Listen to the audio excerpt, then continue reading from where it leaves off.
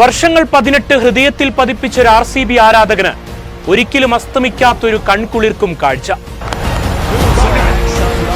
പരാജയം എത്ര കടന്നു വന്നാലും പരിഹാസ്യതയുടെ കാലവും കടന്ന ലോയൽ ഫാൻസിന് ഇന്നവർ പ്രതിബദ്ധതയുടെ നിറച്ചാർത്താണ്.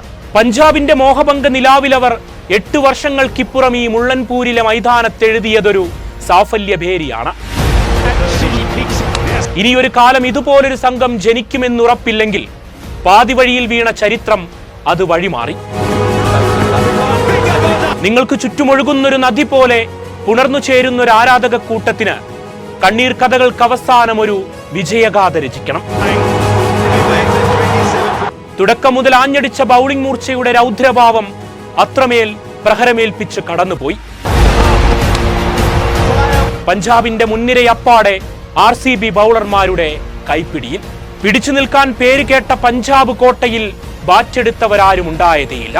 വിക്കറ്റ് 3 കൊയ്ത് ജോഷിന്റെ ഒരു തിരിച്ചുവരവിൽ RCB ബൗളിംഗ് മിന്നലാട്ടത്തിന് കരുത്തേറി. സായുഷിന്റെ ആ സ്പിൻ കെണി പഞ്ചാബിന്റെ 3ാം കണ്ണിൽ തെളിഞ്ഞതല്ല. എന്തൊരു സൗന്ദര്യമാണ് സ്പിൻ മാന്ത്രികതയുടെ ആ വിക്കറ്റ് 3 സ്റ്റോയിനിസിന്റെ ചെറുത്തുനിൽപ്പും അവസാനിച്ചതോടെ കാര്യങ്ങൾ വ്യക്തം. 101 എന്ന ചെറിയ സ്കോറിലേക്ക് പൊരുതാതെ വീണു അയ്യരുടെ പഞ്ചാബ്. മറുപടിക്കായി കോടിക്കണക്കിന് മനുഷ്യരുടെ പ്രതീക്ഷകളുമായി ചുവന്ന കുപ്പായമണിഞ്ഞവർ മൈതാനത്തേക്ക്. അനായാസം ലക്ഷ്യത്തിലേക്ക് നീങ്ങുമ്പോൾ പടയാളികളെ ഏൽപ്പിച്ച് രാജാവിന്റെ മടക്കം. സാൾട്ടിന്റെ അർദ്ധശതകം RCBയുടെ വിജയത്തെ അനായാസമാക്കി. ഓവർ 10 ബാക്കി നിൽക്കെ പടിതാറിന്റെ സിക്സറിൽ ആഘോഷരാവുണർന്നു.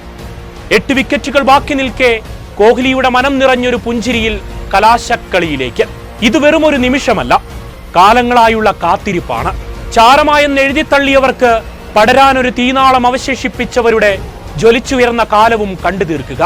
ഓരോ ചുവടിലും പതറാതെ, ഓരോ വീഴ്ചയിലും തളരാതെ നേടിയെടുത്ത വിജയമാണിത്.